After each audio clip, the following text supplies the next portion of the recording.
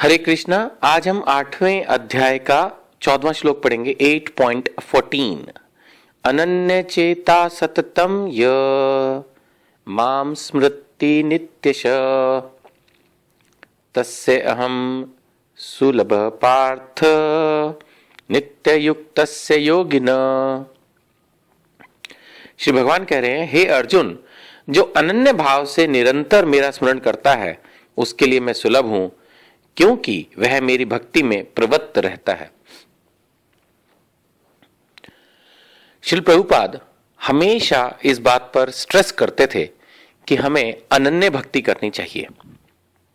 यही बात इस श्लोक में भी आ रही है सामने। देखिए, अगर आप मेरी सुने, अगर आप श्रील प्रभुपाद की सुने, अगर आप भगवत गीता की सुने और अगर आप भगवान श्री कृष्ण की सुने, तो आपको हमेशा अनन्य भक्ति करनी चाहिए। इस श्लोक में भी ये लिखा है। भगवान क्या कह रहे हैं कि जो अनन्य भक्ति से निरंतर मेरा स्मरण करता है उसके लिए मैं सुलभ हूं। बहुत से लोग सोचते होंगे मन में कि भगवान को पाना बहुत मुश्किल है, पर भगवान कह रहे हैं कि जो अनन्य भक्त है, निरंतर मेरा स्मरण कर रहा है, उसके लिए मैं सुलभ हूं, ईजी हूं। प्रॉब्लम हमारी ये है कि हम भगवान की अनन्य भक्ति नहीं करते। जरा सी कोई प्रॉब्लम होते ही हम सोचते हैं कि चलो लॉर्ड शिवा के पास चलें, दुर्गा जी की पूजा करें, शनि देव को जल चढ़ाएं, सूर्य देवता की पूजा करें, पीपल देवता के पास चले जाएं। ये सभी देवता हैं, मैं मना नहीं कर रहा, बट अनन्य भक्ति करनी होगी, तब भगवान की प्राप्ति होगी। हो सकता है कि आपके मन में भगवान के धाम जाने की ना हो, आप बोलो मेरे को नहीं जाना, मेरे को स्वर्ग में जाना है। तब भी भगवत गीता की तरफ से मैं आपको यह संदेश देना चाहूंगा कि अगर आप स्वर्ग ही जाना चाहते हो तो उसको प्राप्त करने की जो विधि है उसमें अनन्य रूप लगाओ। ठीक है, आपको मान लेते हैं कि अप्सराओं के साथ ऐश करनी है, सोमरस पीना है, खुलेआम नहीं बोल सकते इस बात को, मन में है, तो उसके लिए स्वर्ग जाना होगा। भगवान के धाम में तो इस तरह की नॉनसेंस नहीं है। तो लेकिन फिर स्वर्ग जाने का जो रास्ता है उस पर फोकस करिए, एक ही चीज पर।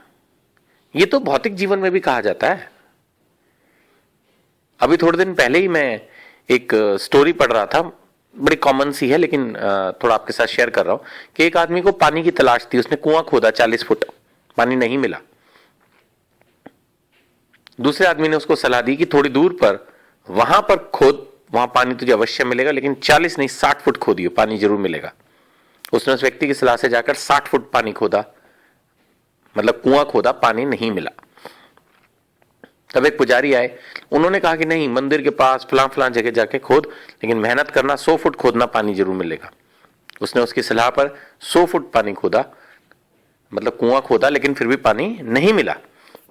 वो निराश होकर घर आ गया और उसने अपनी पत्नी से ये बात शेयर की कि आज 3 जगह मैंने पानी प्राप्त करने के लिए कुआं खोदा, लेकिन पानी की प्राप्ति नहीं हुई।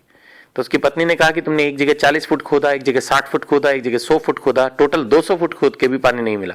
अगर तुमने एक ही जगह 200 फुट खोदा होता तो किसी भी जगह खोद दिया होता, पानी अवश्य मिलता। तो बड़ी सिंपल सी स्टोरी है। हमें एक ही दिशा में प्रयास करना चाहिए, जोरदार प्रयास, हमें सफलता मिलती है। ऐसे ही अगर हम सोमवार को किसी और भगवान की, मंगलवार को किसी भगवान की, शुक्रवार को किसी भगवान की, शनिवार को किसी भगवान की भक्ति करेंगे तो काम नहीं चलेगा।